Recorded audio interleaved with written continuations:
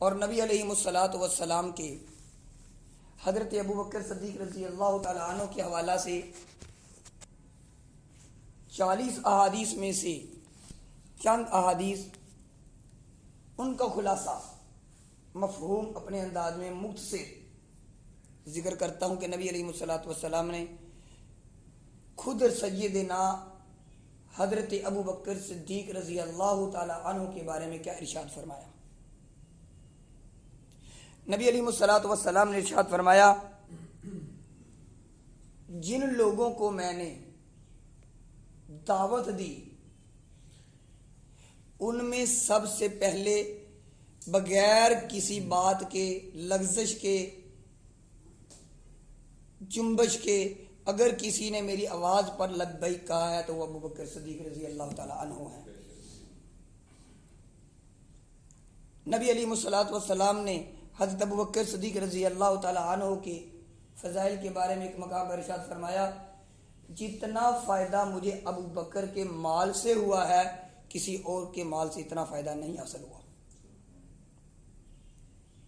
حضرت ابوبکر صدیق رضی اللہ تعالی عنہ کے فضائل و مناقب میں حدیث مبارکہ میں جس کا مفہوم ہے کہ اللہ کے نبی علیہ الصلوۃ والسلام جب بیماری کی حالت میں تھے آخری ایام میں، تو آپ اپنے حجرہ مبارک سے باہر تشریف لائے تو صحابہ بیٹھے تھے، تو آپ علیہ الصلوۃ والسلام نے ارشاد فرمایا، اگر میں اللہ کے علاوہ کسی کو خلیل بناتا تو ابوبکر کو اپنا خلیل بناتا۔ چوتھی فضیلت ابوبکر صدیق رضی اللہ تعالیٰ عنہ کے بارے میں آپ علیہ الصلوۃ والسلام نے ایک دفعہ ارشاد فرمایا مسجد نبوی کی تمام کھڑکیاں بند کر دی جائیں سوائے اس کھڑکی کے جو ابوبکر کے گھر کی طرف ہوتی ہے۔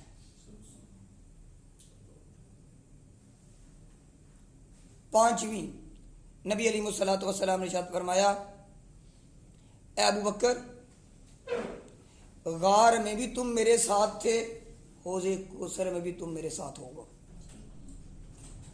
جب حوض کوثر میں نبی علیہ الصلوۃ والسلام کے دست مبارک سے کچھ لوگ فیض یاب ہو رہے ہوں گے، اس وقت ابوبکر صدیق رضی اللہ تعالیٰ عنہ بھی ساتھ تشریف فرما ہوں گے، اور کچھ لوگ ابوبکر صدیق رضی اللہ تعالیٰ عنہ کے ہاتھ مبارک سے حوض کوثر سے پانی پی رہے ہوں گے۔ چھٹا، نبی علیہ الصلوۃ والسلام نے ارشاد فرمایا، انبیاء کرام رضوان اللہ تعالی علیہم اجمعین کے بعد سورج کسی ایسے انسان پر طلوع نہیں ہوا جو کہ ابوبکر سے بہتر ہو۔ ساتواں، آپ صلی اللہ علیہ وآلہ وسلم کو اللہ تعالی نے یہ ارشاد فرما دیا کہ میں نے ابوبکر صدیق رضی اللہ تعالی عنہ کو جہنم سے آزاد کر دیا ہے، ان کا لقب عتیق ہے۔ صدیق لقب تو ہے ہی ہے، لیکن آپ کا ایک لقب عتیق ہے کہ جہنم سے آزاد ہے۔ ایک دفعہ غالباً ابو درداء رضی اللہ تعالی عنہ ارشاد فرماتے ہیں کہ میں جا رہا تھا، ابوبکر صدیق رضی اللہ تعالی عنہ کے آگے جا رہا تھا، ان سے آگے گزرا تو نبی علیہ الصلوۃ والسلام نے مجھے پکڑا یا ارشاد فرمایا، اے ابو درداء، تم ابوبکر کے آگے کیوں چل رہے ہو؟ جس جگہ پہ ابوبکر ہوں جو تم سے زیادہ بہتر ہو اس کے آگے سے نہیں چلا جاتا۔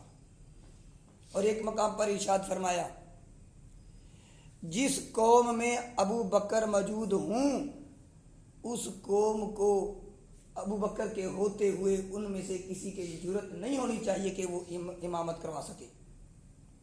اور ابوبکر صدیق رضی اللہ تعالی عنہ نے نبی علیہ الصلوۃ والسلام کی حیات طیبہ کے اندر پردہ پوش ہونے سے پہلے نبی علیہ الصلوۃ والسلام کے آپ نے 17 نمازیں اس امت کے صحابہ رضوان اللہ تعالی علیہم اجمعین کو پڑھائی ہیں۔ یہ فضیلت بھی امام حضرت سیدنا ابوبکر صدیق رضی اللہ تعالی عنہ کو حاصل ہے۔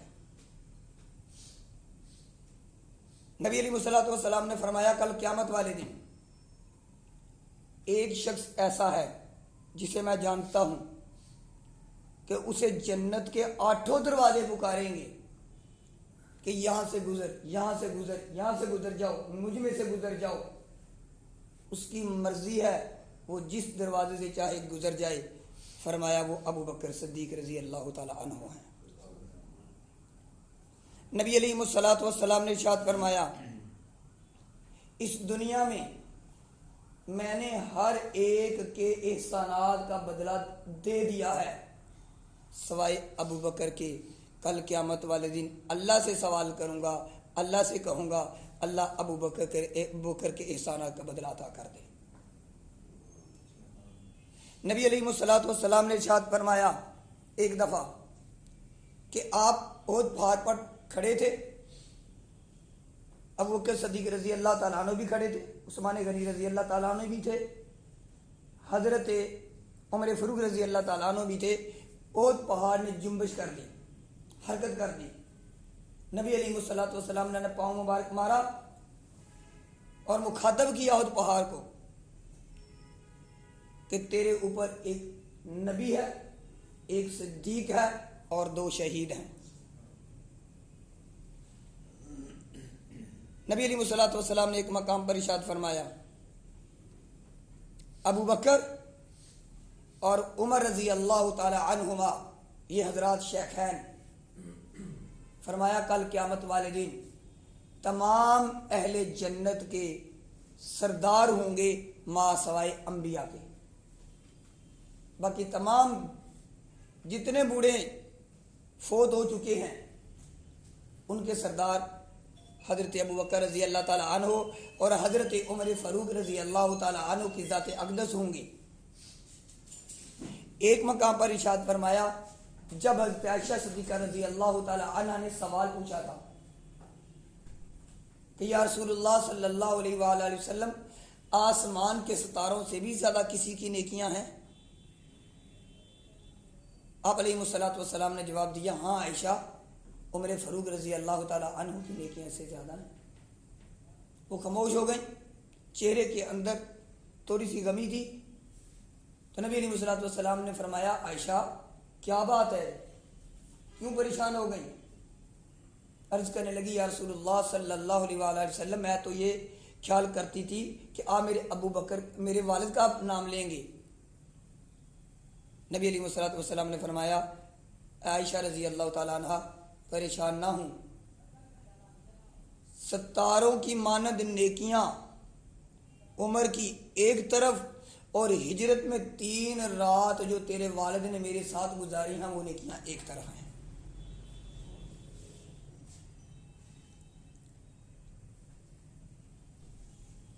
ایک دفعہ حضرت علی المرتضی رضی اللہ تعالی عنہ کوفہ میں منبر پر تشریف لائے اور منبر پر تشریف لانے کے بعد آپ نے اللہ رب العالمین کی حمد و ثنا بیان کی۔ حمد و ثنا بیان کرنے کے بعد آپ حضرت علی المرتضی رضی اللہ تعالی عنہ نے یہ ارشاد فرمایا شان صدیق اکبر کے اندر، فضائل ابو بکر کے اندر، فرمایا رسول اللہ صلی اللہ علیہ وعلا آلہ وسلم کے بعد سب سے افضل اگر کوئی شخص ہیں تو وہ ابو بکر صدیق رضی اللہ تعالی عنہ ہیں۔ پھر ایک دفعہ نبی علیہ الصلوۃ والسلام کے دور مبارک کے اندر ہی حضرت عائشہ صدیقہ رضی اللہ تعالی عنہ نے خواب دیکھا اور ان کا تذکرہ اپنے والد ابو بکر صدیق رضی اللہ تعالی عنہ سے کیا، ذکر کیا ابا جی میں نے خواب دیکھا کہ 3 ستارے یا 3 چاند میری گود میں آ کر گر گئے ہیں۔ ابو بکر صدیق رضی اللہ تعالیٰ عنہ خاموش رہے۔ پھر نبی علیہ الصلوۃ والسلام کا وصال مبارک ہوا، آپ پردہ پوش ہوئے۔ تو جب نبی علیہ الصلوۃ والسلام کی حجرہ عائشہ صدیقہ رضی اللہ تعالی عنہا کے حجرہ مبارک میں ہوئی تو اس وقت ارشاد فرمایا اے میری بیٹی تیرے خواب کے مطابق پہلا چاند آ چکا ہے اور یہ پچھلے 2 چاند سے زیادہ افضل ہے۔ اتنے بڑے خوابوں کے تعبیر و رؤیا کے مالک تھے۔ یہ آج کی نشست کے حوالے سے کہ حضرت ابو بکر صدیق رضی اللہ تعالیٰ عنہ کے فضائل و مناقب قرآن مجید اور رسول اللہ صلی اللہ علیہ وآلہ وسلم کے فرمان مبارک کے حوالے سے میں ذکر کرنا چاہ رہا تھا۔